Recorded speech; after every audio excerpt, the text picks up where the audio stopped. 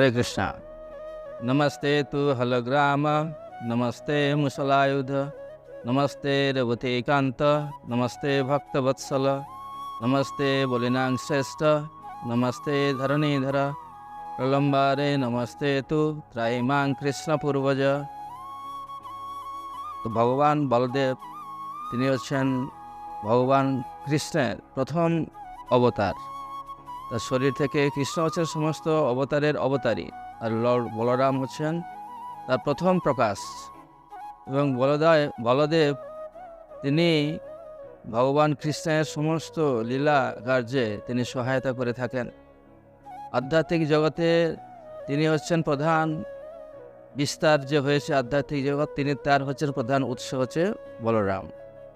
বলরাম যখন ভগবান কৃষ্ণ এই ধরাধামে যখন বৃন্দাবনে তিনি অবতীর্ণ হয়েছিলেন, তখন সেখানে বলদেব সমস্ত কিছু চেক করেছিলেন যে ভগবান কৃষ্ণ আসবেন। তো দেবকীর গর্ভে সপ্তম গর্ভের সন্তান রূপে বলদেব তিনি আবির্ভূত হয়েছিলেন, এবং সপ্তম গর্ভের সন্তান রূপে তিনি সমস্ত কিছু দেখে নেওয়ার পরে যে তখন যোগমায়ার প্রভাবে তিনি বসুদেবের আরেকজন পত্নী রোহিণীর গর্ভে স্থানান্তরিত হন। এই রোহিণী দেবী হচ্ছেন বসুদেবের আরেকজন পত্নী, যিনি গোকুলে নন্দ মহারাজের বাড়িতে সেখানে ছিলেন। তো বলদেব তিনি হচ্ছেন, যেহেতু তাকে আকর্ষণ করে দেবকীর গর্ভ থেকে রোহিণীর গর্ভে স্থানান্তরিত করা হয়েছিল, সেজন্য তার নাম হচ্ছে সংকর্ষণ, কেননা আকর্ষণ করা হয়েছিল বলে। এবং তিনি হচ্ছেন আধ্যাত্মিক শক্তির অধিকারী, সেই জন্য তিনি হচ্ছেন বল, আধ্যাত্মিক স্ট্রেংথ বা বল হচ্ছেন বলরাম। আর রাম মানে তিনি সবাইকে আনন্দ দান করেন, সেই জন্য তাকে রামও বলা হয়। এবং যেহেতু তিনি রোহিণী মাতার সন্তান, সেজন্য তাকে রোহিণী নন্দনও বলা হয়।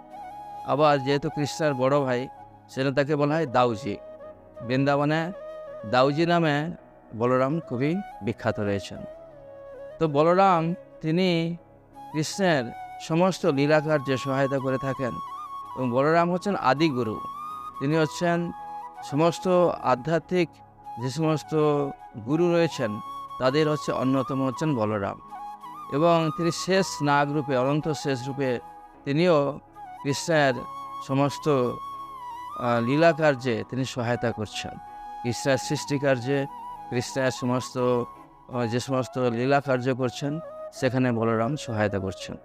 বলরাম যখন এই ধরাধামে আজ থেকে প্রায় 5000 বছর আগে কৃষ্ণের বড় ভাই রূপে আবির্ভূত হয়েছিলেন বৃন্দাবনে, সেখানে বলরাম অনেক লীলা করেছেন। সেই লীলার মধ্যে একটা লীলা হচ্ছে যে বলরাম তিনি যখন, কৃষ্ণ তো বেশিরভাগ অসুরদেরকে কৃষ্ণই বধ করেছিলেন, কিন্তু বলরাম তিনিও ধেনুকাসুরকে বধ করেছিলেন। একবার এরকম একটা লীলা আছে যে সমস্ত সখারা, কৃষ্ণার সখারা যারা গরু চড়াতেন, বলরাম সবাই, তখন তারা বলছে এই সময় তালের সিজন, তাল পেকে গেছে সব, আর সুন্দর সুবাস, তালবন থেকে, বৃন্দাবনে 12টা বন আছে, সে তালবন থেকে সুন্দর সুবাস তালবন থেকে চলে আসছে।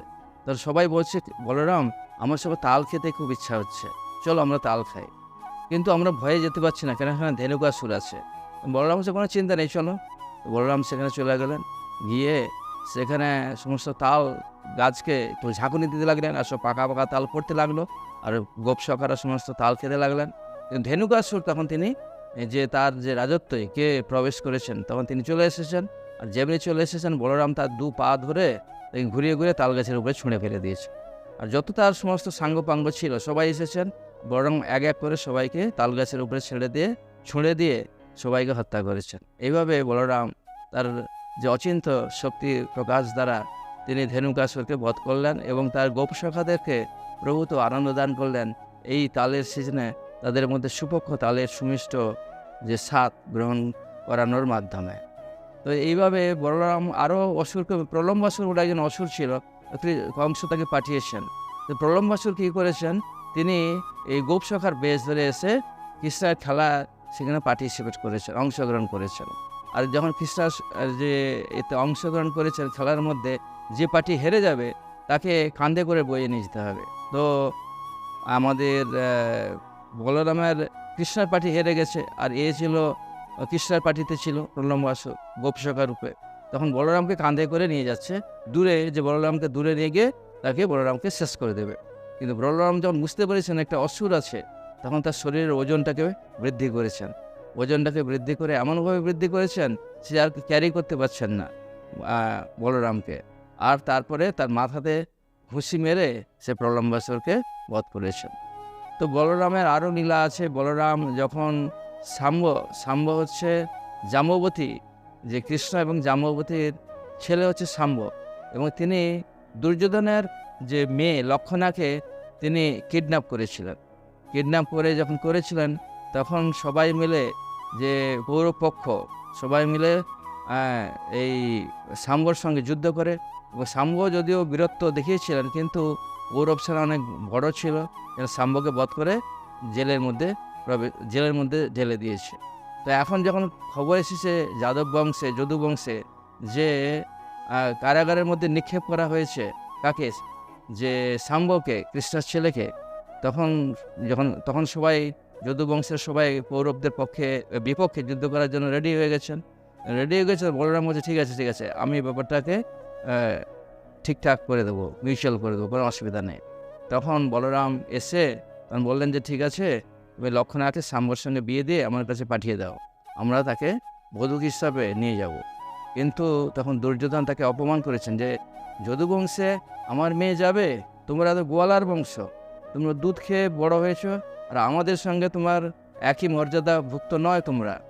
এরকম যখন বলেছে তখন বলরাম ক্রোধিত হয়ে গিয়ে তখন কি করেছেন না, লাঙ্গল দিয়ে, বলরামের একটা বাহন হচ্ছে লাঙ্গল এবং গদা, তিনি লাঙ্গল দিয়ে কী করেছেন, পুরো হস্তিনাপুরকে টেনে যমুনার জলে বিসর্জন দিতে চেয়েছিলেন। তো সেজন্য দিল্লির কাছে যে হস্তিনাপুর, সেটা এখনও ঢালু রয়েছে, যেহেতু বলরাম লাঙ্গল দিয়ে টেনে নিয়ে এসেছিলেন হস্তিনাপুরকে। তখন তো ওরা বুঝতে পেরেছেন এবং তারা সব ত্রাহিমাং বলে বলরামের শ্রীচরণে তারা আত্মসমর্পণ করলেন এবং লক্ষণাকে শাম্বর সঙ্গে বিয়ে দিয়ে তারা যদু বংশের বধূ হিসাবে পাঠিয়ে দিলেন। তো তারপরে বলরাম তিনিও কৃষ্ণের মতো রামঘাটে লীলা করেছিলেন, রাসলীলা, কৃষ্ণ যেরকম রাসলীলা করেছিলেন বলরামও রাসলীলা করেছিলেন, এবং সেই রাসলীলার সমস্ত যেগুলো কন্যাগুলো ছিল, মানে যেটা পাতাল লোকের সমস্ত নাগকন্যা, এই নাগকন্যারা বলরামের এই রাসলীলাতে অংশগ্রহণ করেছিলেন। এবং বলরাম আরেকটা কাহিনী আছে যে বলরাম যখন বিয়ে করবেন তো বলরামের সেরকম উপযুক্ত পাত্রী পাওয়া যাচ্ছে না, কিন্তু সত্যযুগ থেকে যে রৈবত, তার একজন কন্যা ছিল রৈবতের মেয়ে রৈবতী, তার উপযুক্ত বরের সন্ধানে ব্রহ্মলোকে চলে গেছেন ব্রহ্মার কাছে, যে আমার মেয়ের যে উপযুক্ত পাত্র কোথায় পাবো। তখন ব্রহ্মা বললেন, আরে তুমি এখানে ব্রহ্মলোকে এসেছো, এখানে তো কয়েকটা যুগ চলে গেছে মর্তলোকে, তুমি চলে যাও, এখন দাপর যুগের শেষ পাত বলরাম আছেন, বলরামের সঙ্গে তোমার এই মেয়ের বিয়ে দাও। তখন সেই রৈবতী যখন এখানে আসেন তখন তার, কিন্তু তো সত্যযুগের মেয়ে রেবতী, তার বিশাল বড় লম্বা, আর বলরাম হচ্ছে দাপর যুগে অত লম্বা নয়। তখন তার হল দিয়ে বা লাঙ্গল দিয়ে রেবতীর কাঁধে বলরাম চাপ দিয়ে রেবতীকে তার হাইটটাকে ছোট করে দিয়ে বরাবর করে নিয়ে সে রেবতীকে বলরাম বিয়ে করলেন। তো এইভাবে বলরাম হচ্ছেন, অনেক এরকম লীলা আছে ভগবান বলরাম কৃষ্ণের যে লীলাতে সহায়তা করেন। এই যে মৃদঙ্গ আমরা বাজাই, এটাও বলরামের প্রকাশ। সিংহাসন, যে সিংহাসনে ভগবান আসন নিয়ে বসে থাকেন, তিনিও বলরামের প্রকাশ। এই যে চামর বা ময়ূরের পাখা, এটাও বলরামের প্রকাশ। বলরাম হচ্ছেন কৃষ্ণের সমস্ত যে লীলাতে এবং তার সেবাতে তাকে আনন্দ দেওয়ার জন্য বলরাম সবসময় উন্মুখ হয়ে থাকেন। সেজন্য আমরা বলরামের যদি আমরা কৃপা না পাই তাহলে আমরা কৃষ্ণের কৃপাও লাভ করতে পারবো না। সেই জন্য এই বলরাম জয়ন্তী আসছে, সেই বলরাম জয়ন্তীতে বলদেবকে আমরা প্রার্থনা করি, তার শ্রীচরণ কমলে কোটি কোটি আমাদের দণ্ডবোধ প্রণাম জানাই, তার যেন কৃপা কটাক্ষ আমাদের উপরে বর্ষিত হয়, যার ফলে আমরা ভক্তি জীবনে এই কৃষ্ণের প্রতি যাতে আমাদের অনুরাগ জন্মাবে, সেই তাতে আমাদের কৃপা করেন। আর কৃপা আশীর্বাদ এর কেবলমাত্র একমাত্র সম্বল, এবং যার মাধ্যমে আমরা এই কৃষ্ণ ভক্তিতে আমরা অগ্রসর হতে পারব। ধন্যবাদ। হরে কৃষ্ণ।